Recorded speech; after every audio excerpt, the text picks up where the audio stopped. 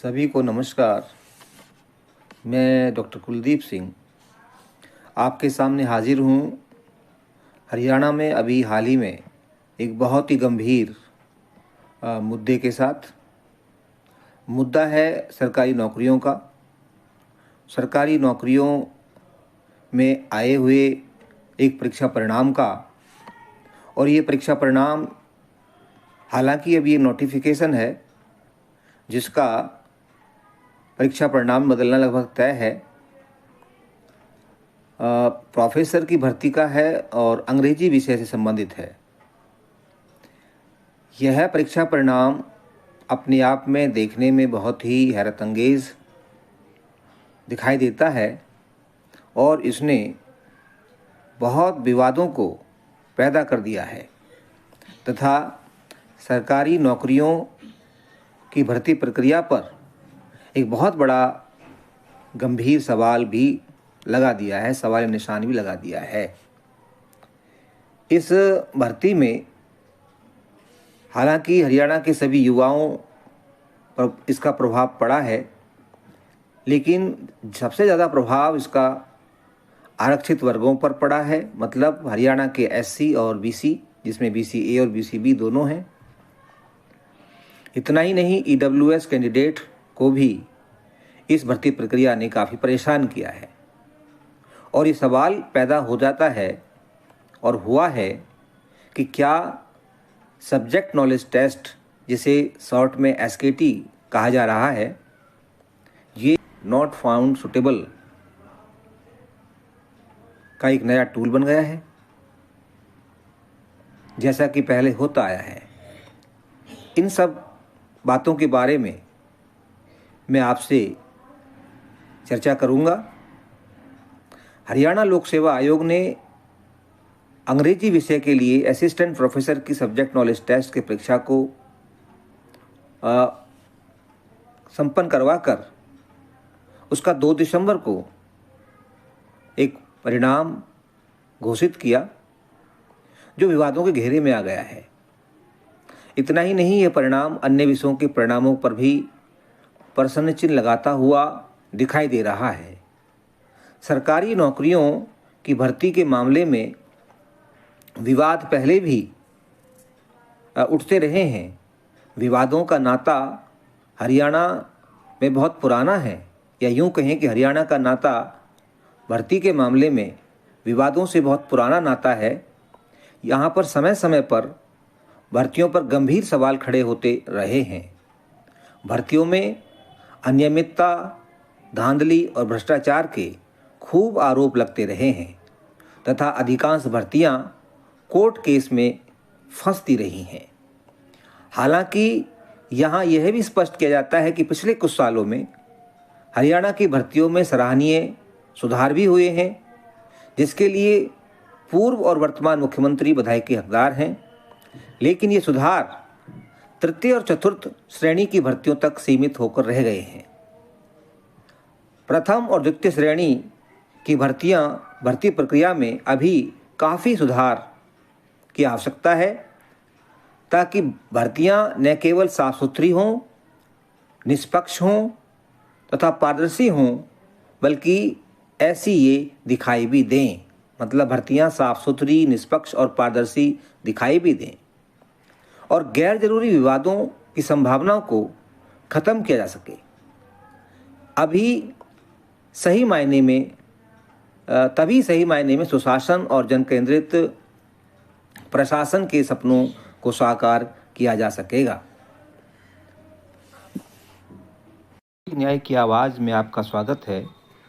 इस स्क्रीन पर आप जो आंकड़ा देख रहे हैं, ये अंग्रेजी विषय की असिस्टेंट प्रोफेसर से संबंधित भर्ती के एक परीक्षा परिणाम का आंकड़ा है और इसके बारे में हम विस्तार से चर्चा करेंगे। आंकड़े पे नज़र डालते हैं। जनरल कैटेगरी में कुल पद 312 विज्ञापित हुए, जिनके लिए मात्र 134 कैंडिडेट पास हुए हैं। ईडब्ल्यूएस में 60 पद और उनके लिए 6 कैंडिडेट पास किए गए हैं। BCB के 36 पदों के लिए 5, BCA के 85 पदों के लिए 3 और OSC अर्थात अदर शेड्यूल कास्ट के 60 पदों के लिए मात्र 2 कैंडिडेट और DSC डिप्राइव्ड शेड्यूल कास्ट के 60 पदों के लिए केवल और केवल 1 कैंडिडेट ही पास किया गया है। दर्शकों, आइए अब हम विस्तार से इस पर चर्चा करते हैं। जैसा कि चर्चा है कि हाल ही में या 2 दिसंबर को HPSC द्वारा एक परिणाम जारी किया गया। इस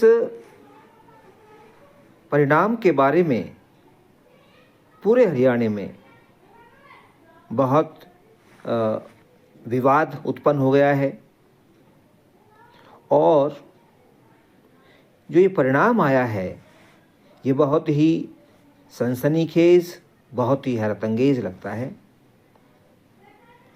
क्योंकि अंग्रेजी विषय में असिस्टेंट प्रोफेसर के कुल 613 पदों के लिए मात्र 151 कैंडिडेट क्वालिफाई किए गए, जबकि स्क्रीनिंग टेस्ट में 2400 से अधिक कैंडिडेट क्वालिफाई हुए थे। क्योंकि HPSC की एक पॉलिसी है, इस पद के विज्ञापन में ये बताया गया था कि जितने पद हैं उनसे 4 गुना कैंडिडेट स्क्रीनिंग टेस्ट में पास किए जाएंगे। तो उसके मुताबिक लगभग 4 गुना कैंडिडेट पास किए गए, जो 2400 से अधिक बनते हैं, 2400 से अधिक बनते हैं। अब इन 2400 में से ये 2400 जो कैंडिडेट थे ये अपीयर होते हैं SKT में, मतलब सब्जेक्ट नॉलेज टेस्ट में, जिसे कैंडिडेट्स को लिखना होता है एक डिस्क्रिप्टिव फॉर्म में। यानी कि कुल इस एग्ज़ाम में 15 क्वेश्चन थे। हर क्वेश्चन का मार्क या अंक 10 नंबर था और उन 10 नंबर के क्वेश्चन का जवाब कैंडिडेट्स को देना था, जिसमें कैंडिडेट ने अपने जवाब लिखे। ये कोई मल्टी चॉइस बेस्ड एग्ज़ाम नहीं था, बल्कि एक डिस्क्रिप्टिव, एक एक्सप्लेनेटरी मोड में ये एग्ज़ाम था। अब इन 2400 में से लगभग 1200 यानी कि 1226 कैंडिडेट को पास करना ज़रूरी था, जैसा कि पॉलिसी में था, एडवर्टीज़मेंट में लिखा गया था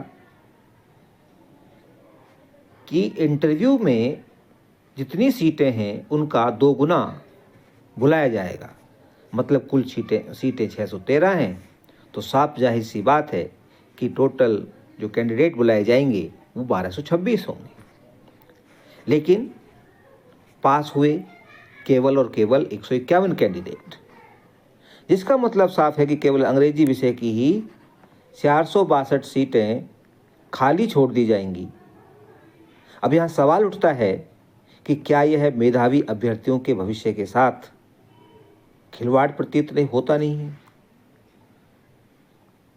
सवाल यह भी है कि NET, JRF, PhD, gold medalist जैसे कैंडिडेट जो अंग्रेजी विषय में गोल्ड मेडल लेके आए हैं, PhD हैं, JRF क्वालिफाइड हैं, ऐसे कैंडिडेट असिस्टेंट प्रोफेसर की भर्ती में मात्र 35% अंक भी अर्जित क्यों नहीं कर पाए? ये एक बड़ा सवाल है। यहाँ यह भी उल्लेखनीय है कि क्या स्क्रीनिंग टेस्ट में 80 और 90% से अधिक अंक हासिल करने वाले अभ्यर्थी भी SKT, जिसे सब्जेक्ट नॉलेज टेस्ट का नाम दिया गया है, कि लिखित परीक्षा में मात्र 35% अंक नहीं ला सके? तो क्या यह बहुत ही आश्चर्यजनक और अविश्वसनीय लगता है? और इस परिणाम को क्या यह सवालों के घेरे में लाकर खड़ा नहीं कर देता है? ये अपने आप में एक सवाल है।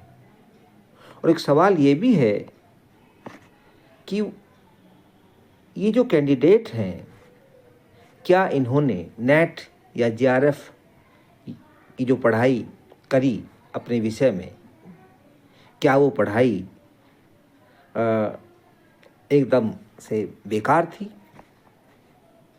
कि वो किसी और दूसरे एग्ज़ाम में, जो कि एमए का सिलेबस जिसमें होता है या जिसको हम पीजी कहते हैं, उसमें वो 35% भी अंक नहीं ला सकते, जबकि नेट क्वालिफिकेशन 55% होती है कि वही कैंडिडेट नेट में अपीयर होंगे जिनका 55% मार्क्स होते हैं पीजी में, और उसके बाद फिर नेट को क्वालिफाई करने के लिए भी इतने ही नंबर चाहिए, 55 से लेकर के 60% तक नंबर चाहिए क्वालिफाई करने के लिए।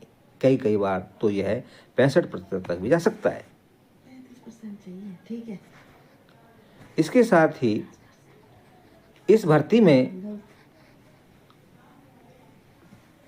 एक और बड़ा मुद्दा उभर कर सामने आ रहा है, और वो मुद्दा है आरक्षण का।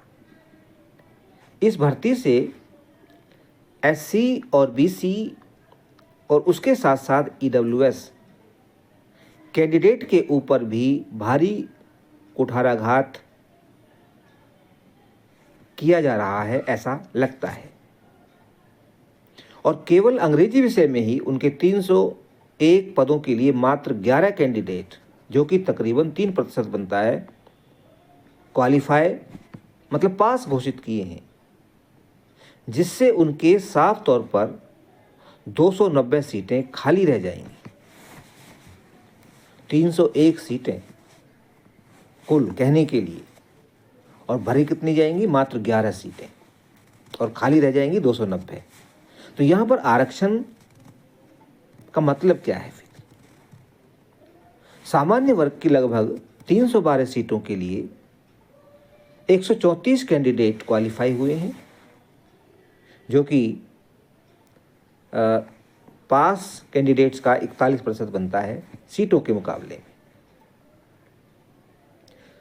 इस लिहाज से यह भी बहुत कम है, परंतु अगर हम एससी बीसी के साथ इसकी तुलना करें तो साफ पता चलता है कि एससी और बीसी के मुकाबले में सफल घोषित किए गए जनरल कैटेगरी के कैंडिडेट के मुकाबले कैंडिडेट ज़्यादा हैं, उनका प्रतिशत अधिक है, जो कि 41% है। क्योंकि एससी वर्ग के केवल 2.5% और बीसी ए कैटेगरी में 85 सीटों के लिए केवल 3 कैंडिडेट और बीसी बी के 36 पदों के लिए मात्र 5 कैंडिडेट ही क्वालिफाई घोषित किए गए हैं, जो कि सरासर अनुचित दिखाई देता है। इससे यह साफ जाहिर होता है कि हरियाणा में असिस्टेंट प्रोफेसर की भर्ती में अप्रत्यक्ष रूप से आरक्षण समाप्त होने के कगार पर पहुंच गया है। यह सामाजिक न्याय तथा भारतीय संविधान द्वारा प्रदत्त आरक्षण व्यवस्था के विरुद्ध ही नहीं, बल्कि उसका घोर उल्लंघन भी है। ऐसा बहुत सारे कैंडिडेट्स, बहुत सारे एक्सपर्ट्स कह रहे हैं, बहुत सारे एक्टिविस्ट इस बात को कह रहे हैं कि आरक्षण का या आरक्षण नीति का पालन नहीं करना एक तरह से आरक्षण व्यवस्था के ऊपर एक भारी चोट है। सब्जेक्ट नॉलेज टेस्ट यानी एसकेटी में भी एससी बीसी कैंडिडेट्स को कोई राहत भी नहीं दी गई। ये भी एक इसमें बड़ा पेच है, इस भर्ती में बहुत बड़ा मुद्दा है कि एससी और बीसी के कट ऑफ जनरल से कम होती है और कम की जाती है सीटों को भरने के लिए। अगर आप दोनों या तीनों वर्गों की एक ही कट ऑफ रखेंगे तो फिर आरक्षण का मतलब क्या रह गया? क्या यह है आरक्षित वर्गों अर्थात एससी और बीसी के खिलाफ सरासर नाइंसाफ़ी नहीं दिखाई देती? एससी बीसी की कट ऑफ में छूट होनी चाहिए थी, जैसे कि दूसरी भर्तियों में होती है। तभी तो आरक्षण का कोई मतलब होता है, नहीं तो आरक्षण का होना और ना होना बराबर है।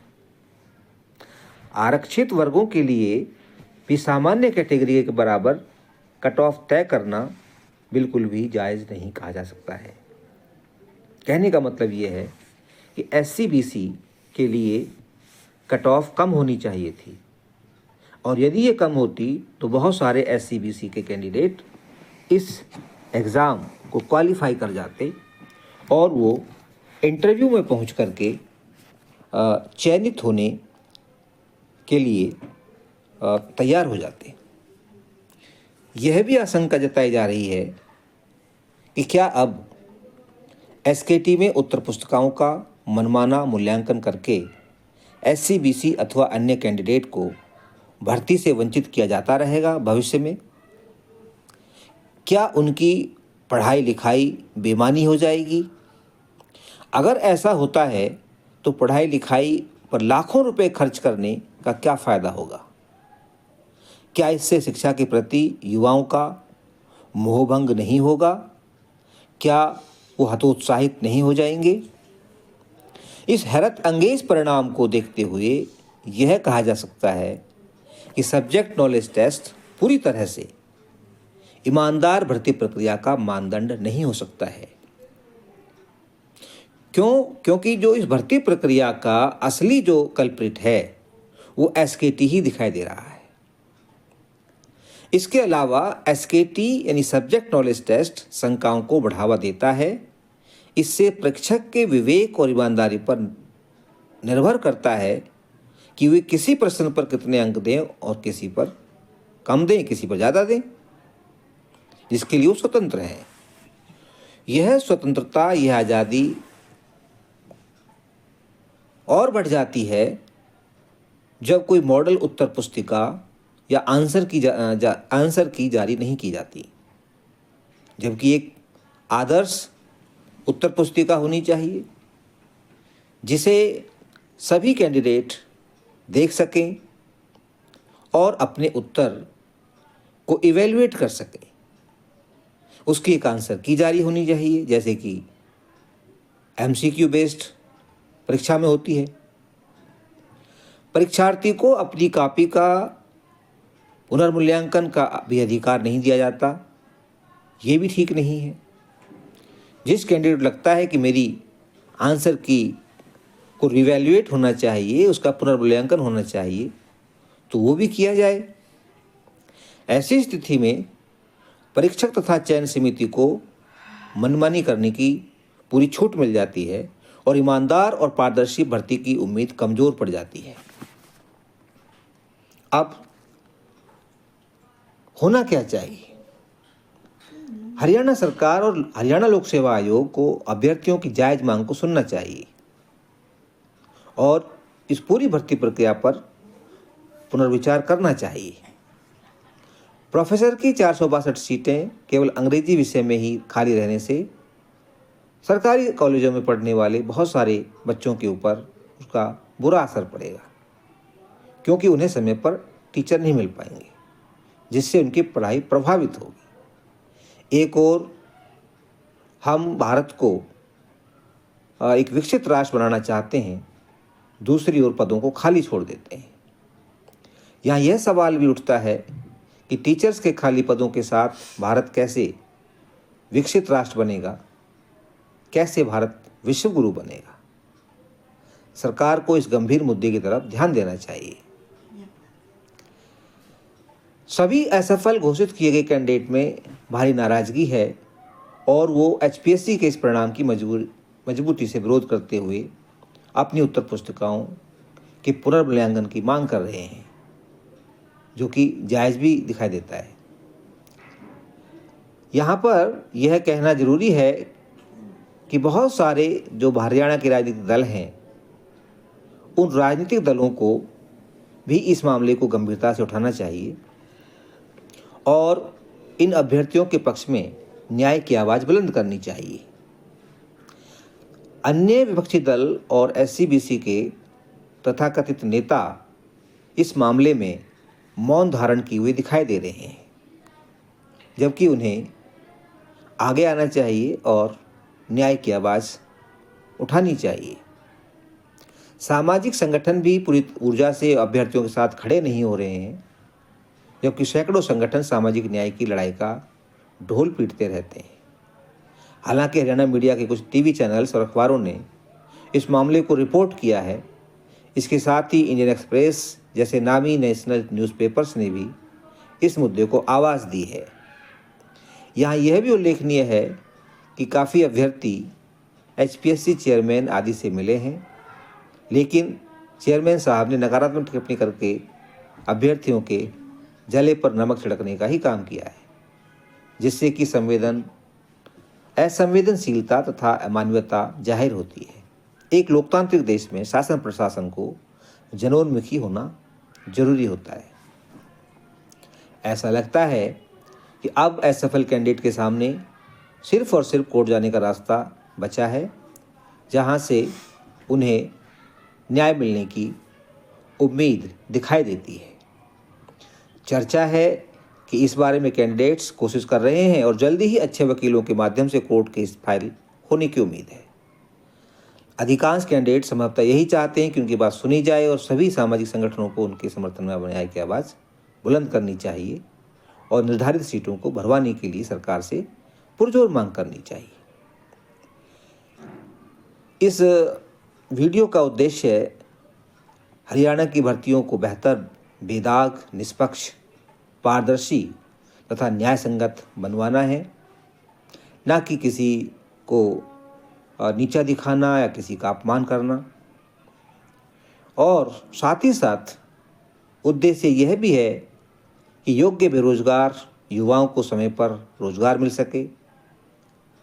इसलिए सजग रहिए, सचेत रहिए, क्योंकि लोकतंत्र में सतत जागरूकता ही नागरिकों के अधिकारों की सुरक्षा की कुंजी है। धन्यवाद। वीडियो को लाइक करें, शेयर करें, चैनल को सब्सक्राइब करें और सामाजिक न्याय की आवाज़ को बुलंद करें।